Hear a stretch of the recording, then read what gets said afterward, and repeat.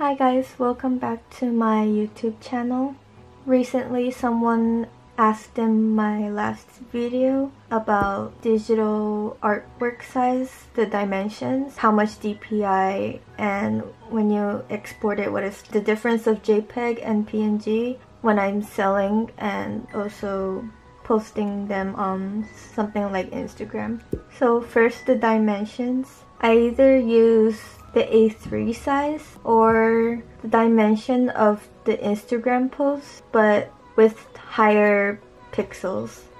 So when I have my Procreate out, I've created custom sizes for A3, and whenever I do Photoshop on my Wacom Cintiq tablet, I always worked with 6,000 pixels, but then when I was doing Procreate, I realized that the more high quality, the less layers you could use. So I've realized that even if the largest size is 5,000 pixels, it's still pretty good quality. And I've also started using more 4,500 pixel image size for Procreate, because the larger pixels, the more stuff I need to fill out, and the brush size in Procreate doesn't go as large as Photoshop brushes do. So it's harder to quickly paint when you're drawing on really large and high quality images. So I either work with the largest side as 5,000 pixels or 4,500 pixels, the largest side for Procreate. And the dimensions here, I've written some custom image size. The most that I use is the 4,500 Instagram portrait, and everything I do on the canvas is 300 DPI.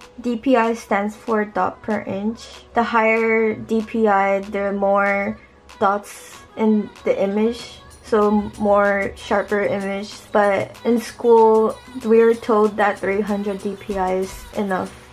You can go higher than that, but I think 300 DPI is perfect. I also have letter size image, but I've made it a little larger.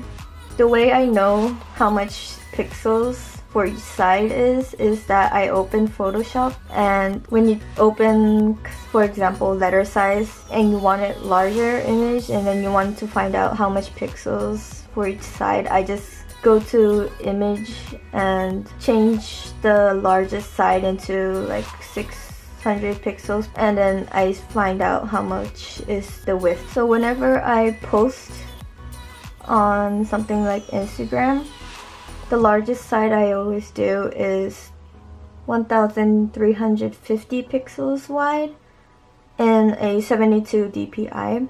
I found out using 1,350 pixels is the most high quality you can do when you're posting on Instagram. And for the DPI, you wouldn't want to go over 72 because some people might steal it and try to sell it. I feel like using this quality is easier to avoid getting your art stolen, but with still high quality when posting.